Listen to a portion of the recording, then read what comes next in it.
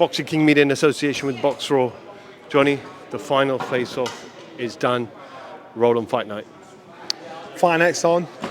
People are asking, is Chris, will he be gun shy? Will he have demons? I don't think he will. Most fighters, if you turn up with your friends and your family, you're not going there to lose. He's turning up with a crew, a strong crew around him.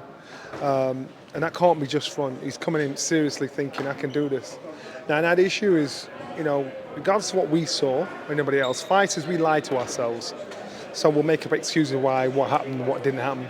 But when you look to a fighter twice on the bounce, it's hard to get your head around the fact that, shit, I'm not the fighter I was.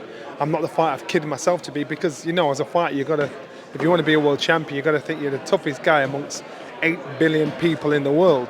So we've got to fool ourselves, and it's a kind of arrogant sort of thinking.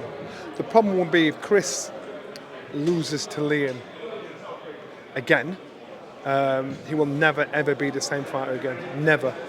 Even if he fights on again and fights Conor or whatever, he'll never be the same fighter again. Because reality is, he knows he's not the fighter he was. That arrogance, that ego, that confidence to say, I'm the man. What fighters need, the illusion shattered. The reality's kicked in. Now, it doesn't matter what you or I say. When he's talking about the elbow, when he's talking about, that's a great excuse for him to think, nah, man, that's the only reason why I beat me. So, and it's not an impossible task for Chris, not at all. It's a tough task, not an impossible task. And people need to remember, you've got to give this boy the credit. If he turns this round and beats Liam from getting teed up the way he did the last time, you've got to think, man, you're banging right. Now all of a sudden you've got to start thinking, shit, well maybe this guy's matured. Yes, he had lost previously, but you know what? There's a lot of ifs and buts. Liam, he's just pissed off that this man that thinks he don't need a trainer can beat him. And so he's come in like a hungry fighter with a chip on his shoulder, Liam, and which is good. When you're the winner and still having that attitude, it makes you a dangerous fighter. A lot of verbals, towels are being thrown during the face-off. Is that just?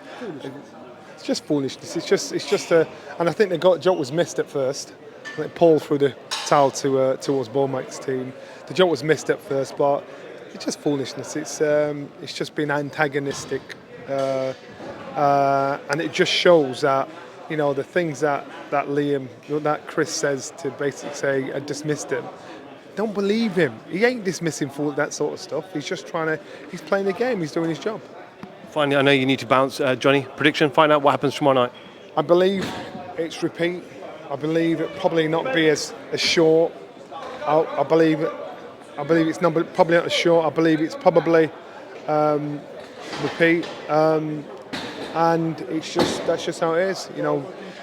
Chris has got to bring something completely different, which is put it on him from the off. Put it on him. Liam fights like a tough Eastern European fight where he'll put in the pressure, make you throw shots. He'll take the shots. He'll feel the time and feel the pace, and he'll keep you under pressure, make you work at a pace you don't want to work at.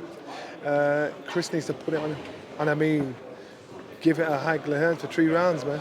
He's got to put it on him. That's his best chance. Johnny, appreciate your time. See you tomorrow night. Sweet.